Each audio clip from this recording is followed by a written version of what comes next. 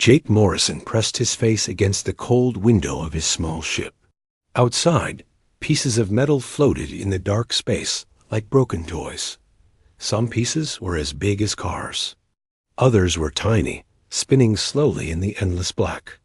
This used to be a solar system with planets and cities. Now it was just debris and death. The war had been going on for 3 years. The Galactic Coalition fought against something called the hegemony. Jake never really understood what they were fighting about. He was just a pilot who followed orders. His job was simple: fly through dead systems and look for anything useful. Sometimes he found weapons. Sometimes he found data. Most times he found nothing but floating junk that his scanner beeped. Jake looked at the green screen and frowned. There was something big ahead, really big. The computer said it was a ship, but it was broken in half. Both pieces were drifting apart. Slowly. Jake had seen many destroyed ships before. They all looked the same after a while. Twisted metal and empty spaces where people used to live. But this one was different. His life scanner showed a tiny green dot. Something was alive in there. He moved his ship closer to the wreck. The broken vessel was huge, maybe 10 times bigger than his little scout ship. Strange writing covered the hull in flowing curves. Jake had seen this kind of writing before. It was Valyrian. The Valyrians were the Coalition's best fighters. They were tall, pale aliens with big eyes and no hair. They could read minds and talk to each other without speaking. Most humans were scared of them, but Jake had worked with a few Valyrian soldiers before. They were cold and quiet, but they got the job done. But this ship was clearly dead. Half of it was missing, blown away by some terrible weapon. The other half had holes burned through it. Jake wondered how anything could still be alive in there. He put on his spacesuit and checked his air supply. 2 hours of oxygen. That should be enough. He grabbed his medical kit and his sidearm, then opened the airlock. The small bridge connected his ship to the wreck with a soft thud dot inside the Valyrian ship. Everything was dark. Jake turned on his helmet light and looked around. The walls were smooth and curved, very different from human ships. Emergency lights flickered weakly in some places. His boots made soft sounds on the metal floor. The life scanner led him deeper into the ship. He passed rooms full of broken equipment and empty corridors. Sometimes he saw dark stains on the walls that might have been blood. The air was thin and cold, full of strange chemical smells. Jake followed the signal down a long hallway. At the end was a door that was half open. He squeezed through and found himself in what looked like a medical bay. Broken glass and scattered supplies covered the floor. In the far corner, curled up behind an overturned table, was the source of the life signal. It was a Valyrian female, but she looked different from the ones Jake had met before. She was smaller and younger. Her pale skin was covered with cuts and bruises. Dark fluid that might have been blood stained her torn clothing. But the worst part was her head. All Valyrians had metal implants behind their ears. These devices helped them use their mind powers. But this female's implants had been ripped out. The wounds were infected and swollen. Jake could see bone through. The torn skin. She was unconscious, but still breathing. Jake knelt down and checked her pulse. It was weak but steady. He opened his medical kit and started cleaning her wounds. As he worked, he noticed something else strange. Most Valyrians wore armor or uniforms with symbols showing their rank. This one wore plain clothes with no markings at all. The female stirred as Jake bandaged her head. Her eyes opened slowly. They were large and silver, like all Valyrian eyes, but they showed something Jake had never seen in a Valyrian before: fear. She tried to move away from him, but she was too weak. She made soft sounds that might have been words, but Jake couldn't understand them. All the Valyrians he had met before spoke perfect English. This one seemed to know no human language at all. Jake held up his hands to show he meant no harm. He pointed to his medical supplies, and then to her wounds. She watched. Him with those big silver eyes, trembling like a scared animal. Very slowly, she nodded. Jake finished treating her injuries as best he could. She needed real medical care, the kind only a hospital could provide. But the nearest coalition base was weeks away, and Jake wasn't even sure they would help a Valerian, especially one who looked like she had been thrown away by her own people. He made a decision that would change everything. Instead of calling for orders, Jake lifted the wounded female in his arms. She was lighter than he expected, almost like a bird. She didn't fight him, but he could feel her shaking. Jake carried her back to his ship and put her in the small medical bay. He hooked up the life support systems and gave her some water. She drank it slowly, never taking her eyes off his face. As his ship moved away from the wreck, Jake looked back at the destroyed Valerian vessel. He wondered what had happened there. Why was this female left behind? Why were her implants removed? And why did she look at him like he was the first person to show her kindness in a very long time? Jake didn't know the answers to these questions, but he knew one thing for sure. He couldn't leave her to die alone in that floating tomb. Whatever had happened to her, whatever she had done, she deserved a chance to live. The stars stretched out ahead of them as Jake's ship jumped to hyperspace. Behind them, the debris field grew smaller until it disappeared completely. But the questions remained, floating in Jake's mind like pieces of a puzzle he couldn't solve. Not yet. 3 days had passed since Jake found the wounded Valerian female. She was getting stronger, but she still couldn't speak any human language. Jake had tried everything he could think of. He pointed at objects and said their names. He drew pictures. He even tried using the ship's computer to translate, but it couldn't help without knowing what she was trying to say. The female watched Jake with curious eyes. She no longer seemed afraid of him, but she was still very careful. When he brought her food, she would wait until he ate some first. When he came to check her bandages, she would tense up until she saw his medical kit. Jake decided to call her Kira. He had no idea what her real name was, but she needed something to be called. When he said Kira and pointed at her, she tilted her head and made a soft sound. It might have been agreement. On the 4th day, something changed. Jake was eating his morning meal when Kira came into the ship's small kitchen area. She had been staying in the medical bay since he found her. This was the first time she had explored the rest of the ship. She looked around at everything with wide eyes. The kitchen was tiny, just big enough for one person. There was a food dispenser, a small table, and 2 chairs. Kira touched the table with her long fingers and made questioning sounds. Jake patted the chair across from him. "Sit," he said slowly. "Food." Kira sat down carefully. Jake got another meal pack from the dispenser and set it in front of her. She poked at it with one finger and looked at him. Jake opened his own pack and took a bite. Kira did the same. They ate together in silence. Jake noticed that Kira ate very little. She would take a small bite, chew it slowly, and then wait a long time before taking another. It was like she wasn't used to having enough food. After breakfast, Jake showed Kira around the ship.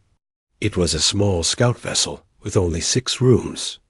There was the cockpit where he flew the ship, the kitchen, the medical bay, a tiny sleeping area, and 2 storage rooms. Kira seemed most interested in the cockpit. She stood behind Jake's pilot chair and watched the stars moving past the window. Her silver eyes reflected the starlight. She pointed at the navigation display and made questioning sounds. Jake tried to explain where they were going. He pointed at a star on the map and said, "Coalition base." Then he pointed at himself, said "human." Then he pointed at her and said "Valerian." Kira's face changed when he said Valerian. She looked sad and angry at the same time. She touched the bandages where her implants used to be and shook her head. Then she pointed at herself and made a sound that was clearly negative. Jake didn't understand at first. Then it hit him. She was saying she wasn't Valerian anymore. Or maybe her people didn't think she was Valerian anymore. Over the next few days, Jake learned more about Kira's situation. She was very good at drawing, and she used pictures to tell him her story.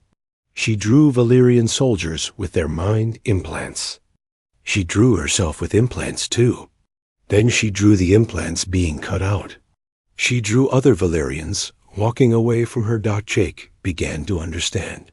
Somehow, Kira had lost her place among her own people. They had removed her implants and left her to die. But why? The answer came when they encountered a distress signal. Jake's ship picked up an emergency broadcast from a refugee convoy. 3 transport ships full of families were being attacked by raiders. The convoy was asking for help from any coalition vessel in the area. Jake looked at his weapon systems. His little scout ship had only basic defenses. It wasn't meant for fighting. The smart thing to do would be to call for backup and wait for real warships to arrive. But the convoy might be destroyed by then. Kira was in the cockpit when Jake received the distress call. She listened to the broadcast and her face grew very serious. She couldn't understand the words, but she could hear the fear in the voices. Jake made his decision. He changed course toward the convoy. "We help," he told Kira. When they arrived at the battle, Jake saw 3 large transport ships surrounded by smaller raider vessels. The raiders were shooting at the defenseless transports. Families were going to die unless someone did something. Jake flew his ship into the middle of the fight. His weapons were weak, but he used them to draw the raiders' attention away from the transports. He dodged and weaved between the enemy ships, trying to buy time for the convoy to escape, but there were too many raiders. Jake's ship took several hits. The shields were failing, and the engines were damaged. One of the raider ships was moving in for the kill. That's when Kira did something amazing. She put her hands on Jake's shoulders and closed her eyes. Even without her implants, she still had some of her mental powers. Jake felt her thoughts touch his mind. Suddenly, he could sense where every raider ship was going to move before they moved. He could feel their intentions and predict their attacks. With Kira's help, Jake flew like he had never flown before.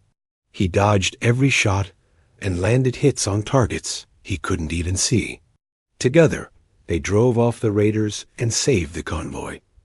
When the battle was over, Jake was exhausted. Kira collapsed into her chair, blood running from her nose. Using her powers without implants had hurt her badly. The convoy's leader contacted Jake to thank him. "You saved 3,000 lives today," the man said. "Most of them are children." Jake looked at Kira. She was weak and in pain, but she was smiling. He finally understood why her people had cast her out. Valerians were warriors. They were taught to be cold and calculating. They were supposed to think of other species as inferior. But Kira was different. She cared about strangers. She would risk her own life to save people she had never met. Her people had called this weakness. They had removed her implants and left her to die because she showed compassion. But Jake knew better. What Kira had wasn't weakness. It was strength of a different kind. It was the kind of strength that made someone risk everything for others. As they flew away from the convoy, Jake reached over and squeezed Kira's hand. She squeezed back, and in that moment, they both knew they had found something rare in the galaxy. They had found a friend. 2 weeks after the convoy rescue, Jake's life changed forever. He was sleeping when the ship's alarm woke him up. Red lights flashed in his small bedroom, and a computer voice said, "Incoming transmission, priority 1." Jake stumbled to the cockpit. In his sleeping clothes. Priority 1 meant the message was from Coalition Command. He pressed the communication button, and a woman's face appeared on the screen. "Jake Morrison," the woman said. Her voice was cold and angry. "This is Captain Lisa Brooks. You are ordered to return to base immediately." Jake knew Captain Brooks. She had been his teacher when he first joined the Coalition fleet. She was tough but fair, and she had always looked out for him. But now she looked disappointed and upset. "Captain," Jake said, "I'm still on my survey mission. I have 2 more systems to check." "Your survey mission ended when you went missing for 3 weeks," Brooks replied. "We know you were at the convoy battle. We know you've been traveling in restricted space. And we know you're not alone on that ship." Jake's heart sank. They knew. About Kira. He looked over at the medical bay where she was sleeping. She had been getting stronger every day, and they had been learning to communicate better. She could even say a few words in English now. "I can explain," Jake said. "You can explain when you get back to base," Brooks said. "You have 48 hours. If you're not here by then, you'll be marked as a deserter." Brooks out.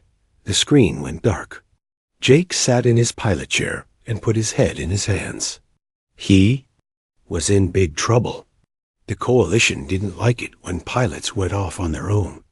And they definitely didn't like it when pilots picked up aliens without permission. "Jake?" Kara's voice came from behind him. She had learned to say his name a few days ago. "Problem?" Jake turned around. Kira stood in the doorway, wearing one of his spare uniforms. It was too big for her, but it was better than the torn clothes she had been wearing when he found her. Her silver eyes looked worried. "Big problem," Jake said. He tried to explain using the simple words she knew. "My people angry. Want me come back." Kira understood more English than she could speak. Her face went pale. "They know about me?" "Yes." Jake said, "They know." Kira sat down in the co-pilot chair.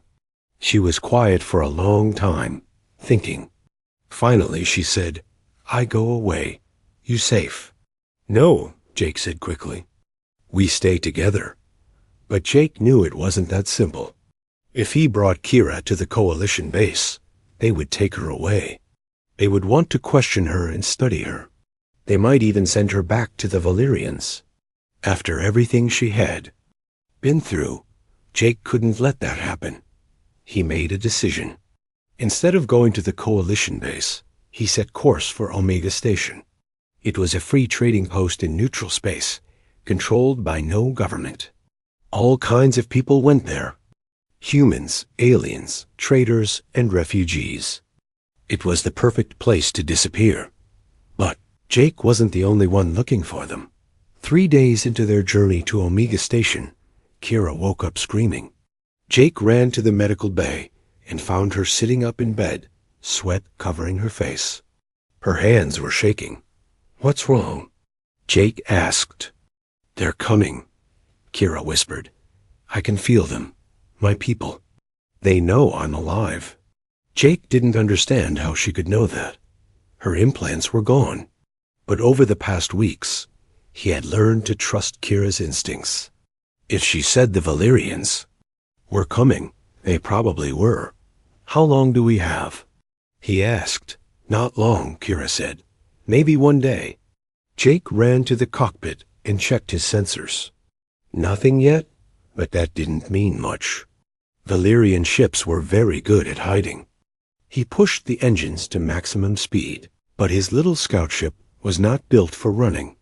They almost made it. To Omega Station. Jake was eating dinner when the sensors finally picked up the pursuing ship. It was big and fast, definitely Valyrian. Military. Jake grabbed the communication controls and tried to call Omega Station for help, but the Valyrian ship was jamming all frequencies. "Kira," Jake called. "They're here." Kira came to the cockpit and looked at the sensor display. Her face went white when she saw the ship's identification code.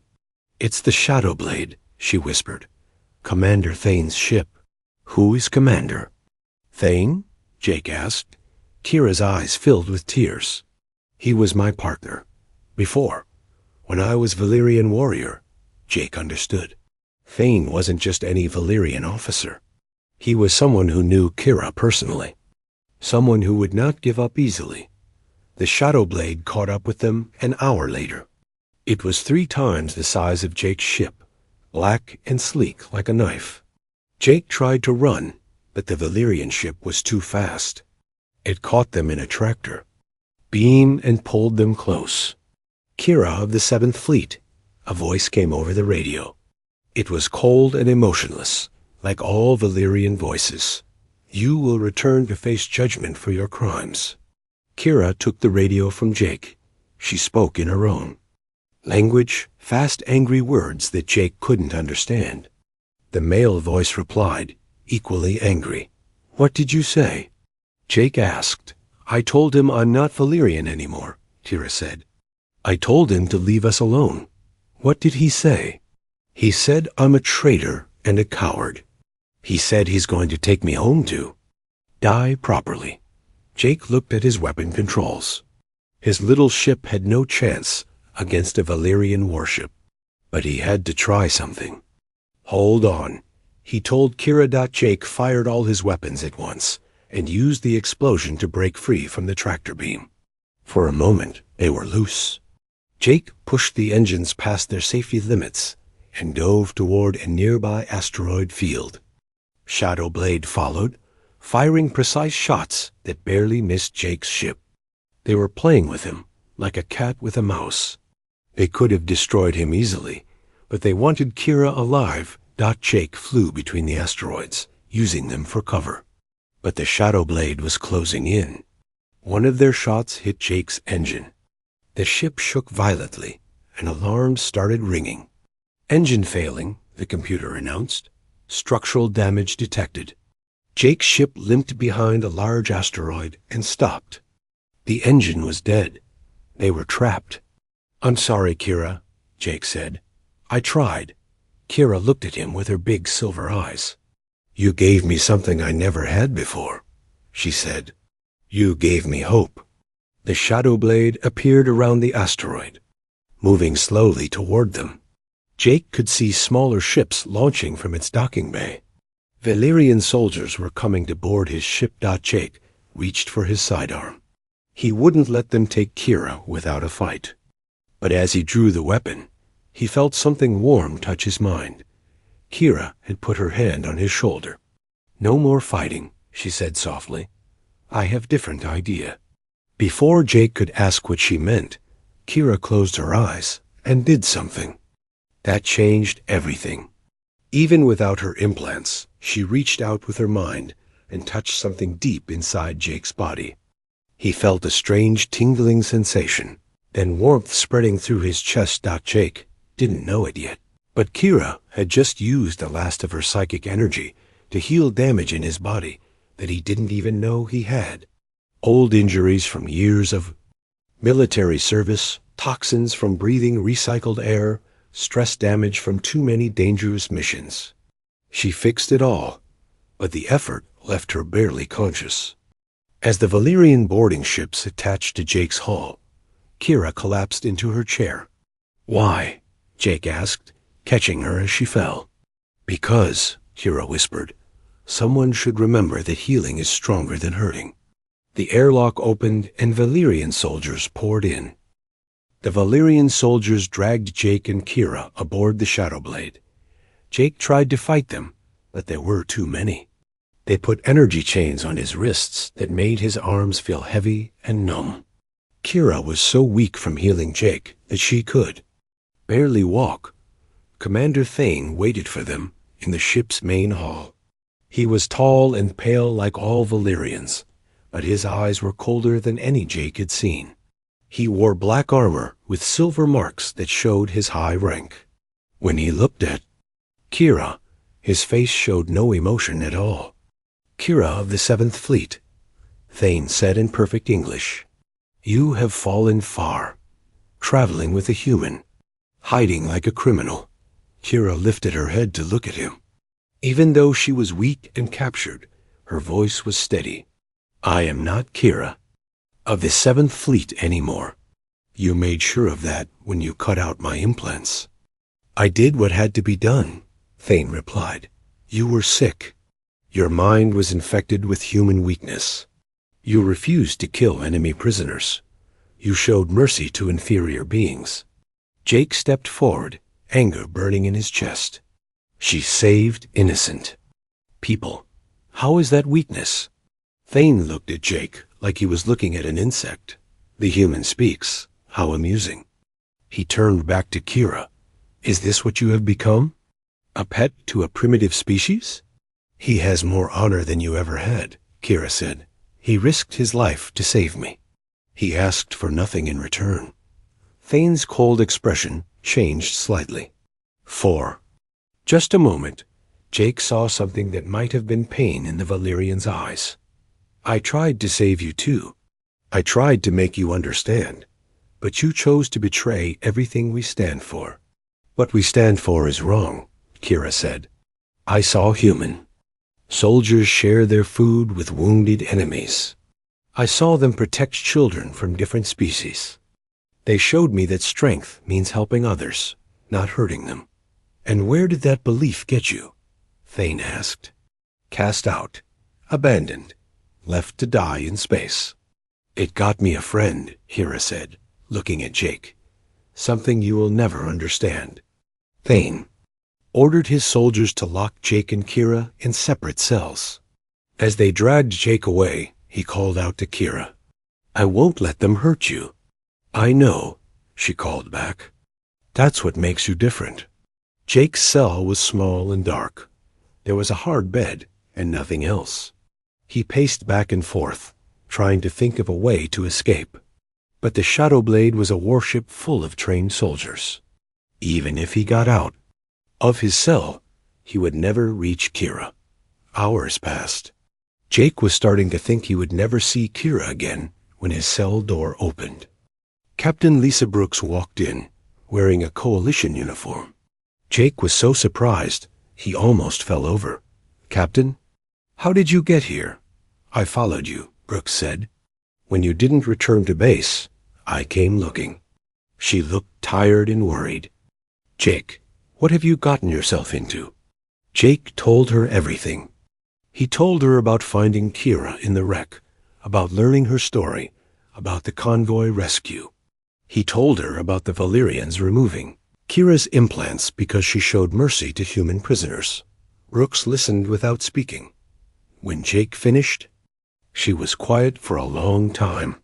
You realize you've broken about 20 regulations, she said finally. Yes, ma'am, Jake replied, but I couldn't leave her to die. No, Brooks said slowly. I suppose you couldn't. She looked at Jake with something. That might have been pride. You always were too soft-hearted for your own good. Are you here to arrest me?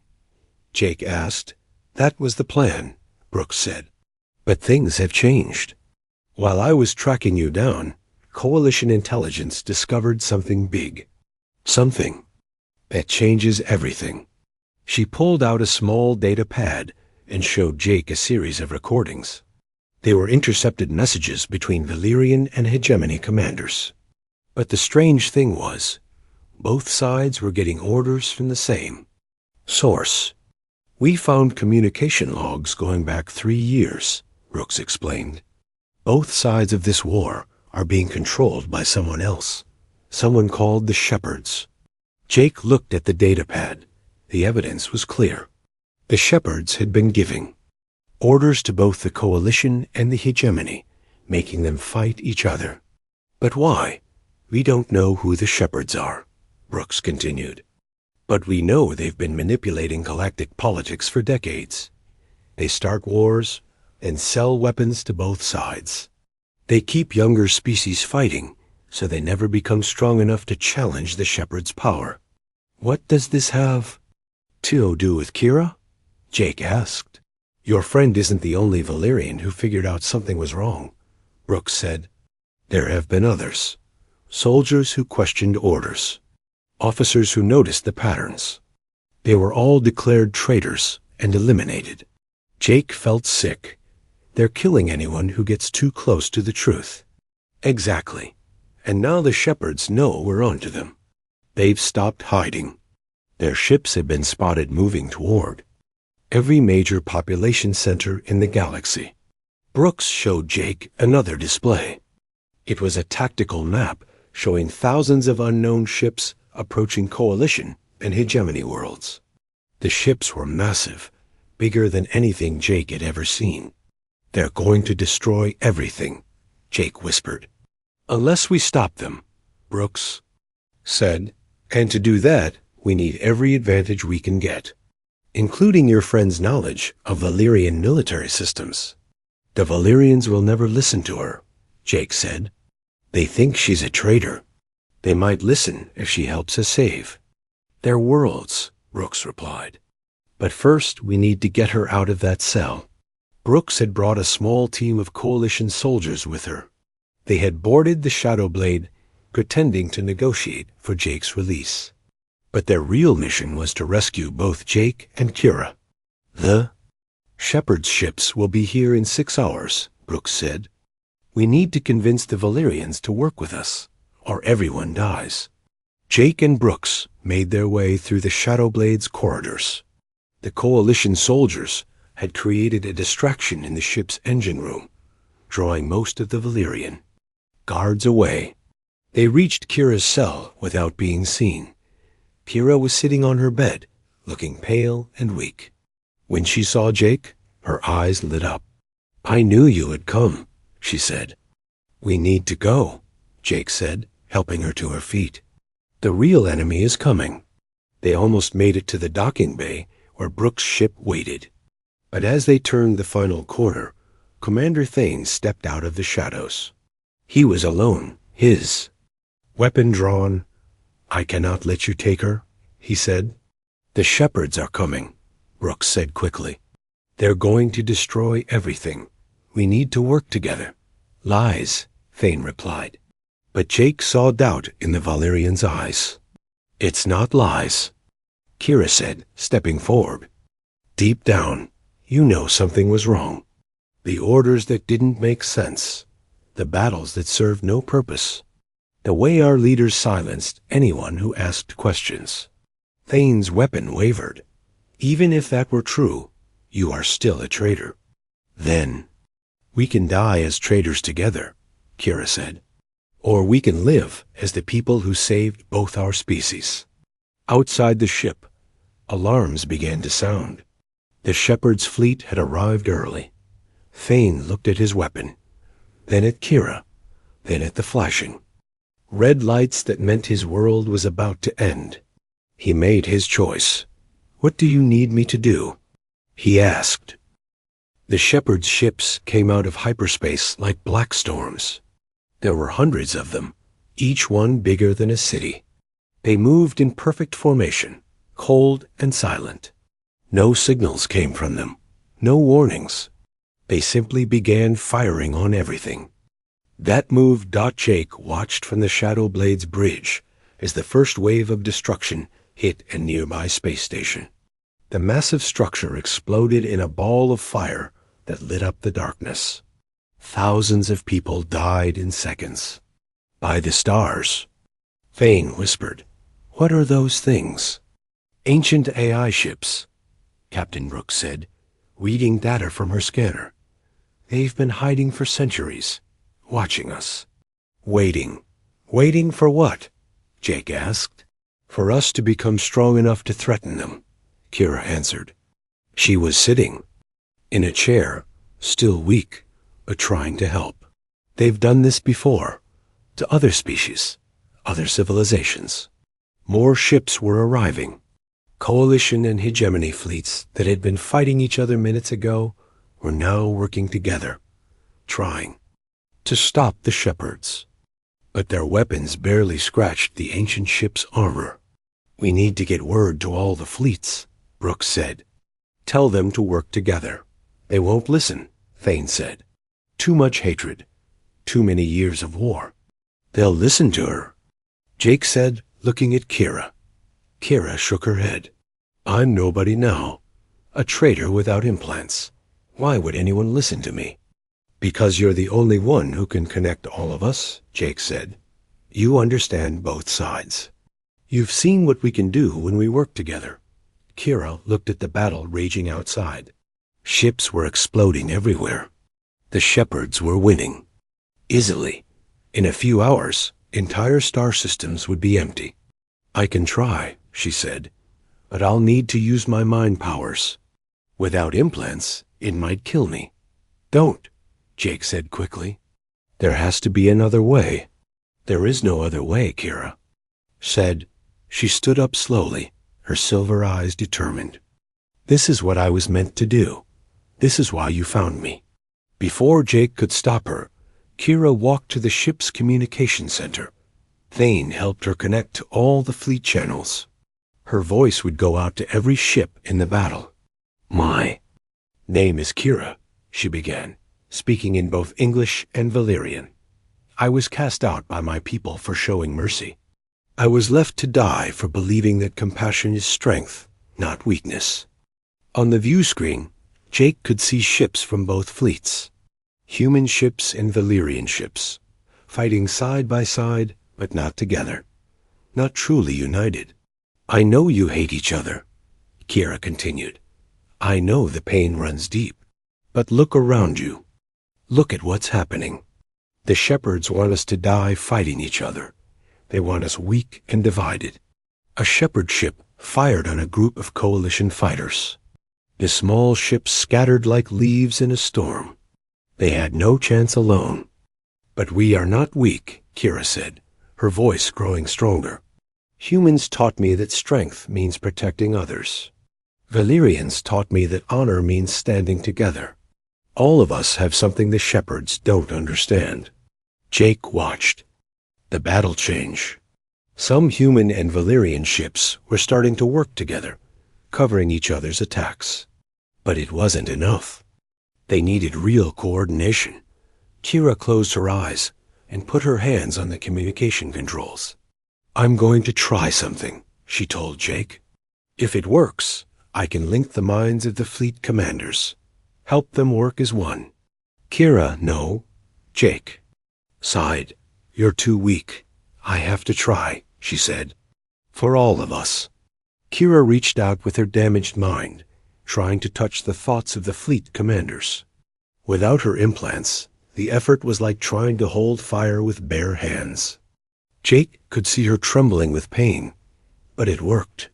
One by one, Kira connected the minds of human and Valyrian officers. They could feel each other's thoughts, share battle plans instantly, move their fleets like a single organism. The tide of battle began to turn.